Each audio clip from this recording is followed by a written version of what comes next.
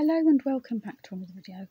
So, as you know, I put these paintings under a big heavy book to flatten them because they were curling up the edges in watercolour. Makes the paper wet, of course, and it curls up, so I flattened it with a big book. Now, this is the one I showed you the other day.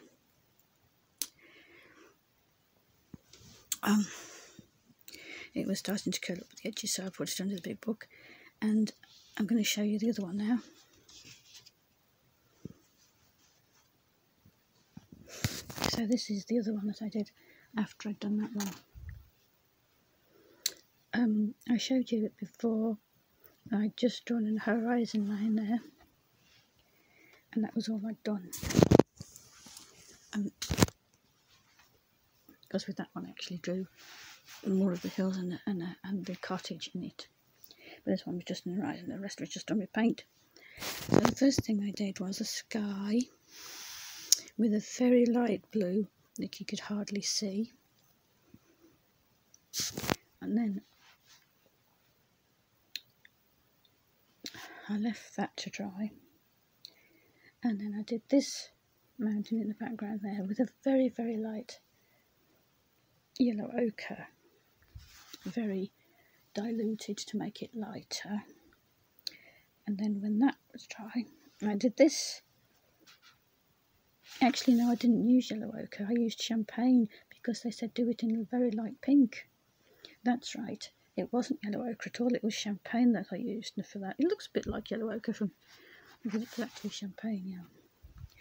And then when that was dry, I did this one in the same colour, but using more pigment and less water to make it look darker.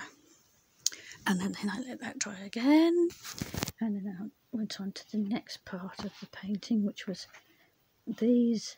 It's supposed to be faraway islands, and they were done darker because you can see them nearer too.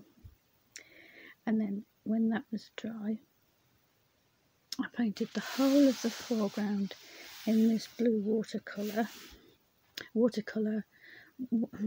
This blue watercolour, it was, I mean, the colour of water, not watercolour of the paint.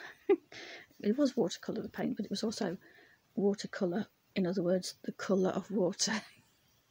Anyway, I did this colour of water in the foreground, and then I let that dry. And then I did these. They're supposed to be rocks, but I don't know whether they look like rocks. Do you think they look like rocks? Anyway, they're supposed to be rocks.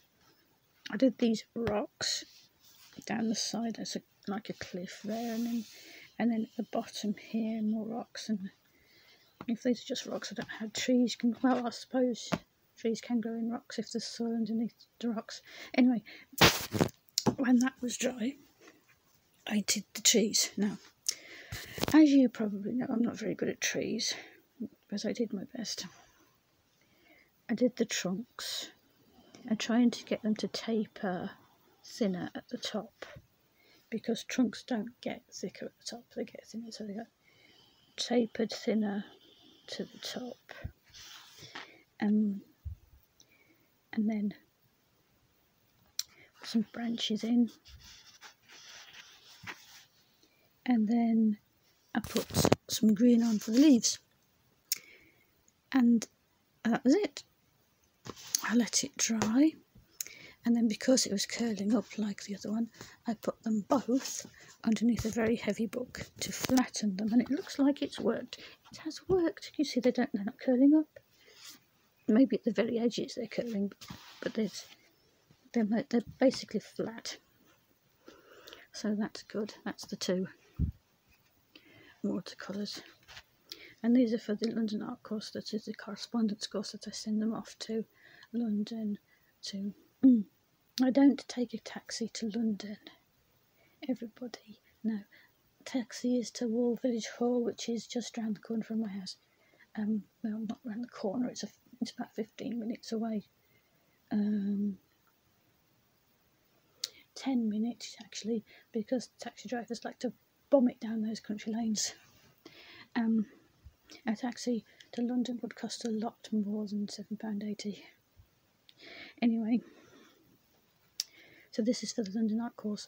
which is a correspondence course, and they'll go when I've done some more watercolour paintings to add to them. So that's the end of this video then. If you enjoyed it, give it a like and subscribe, and I will see you later. Bye!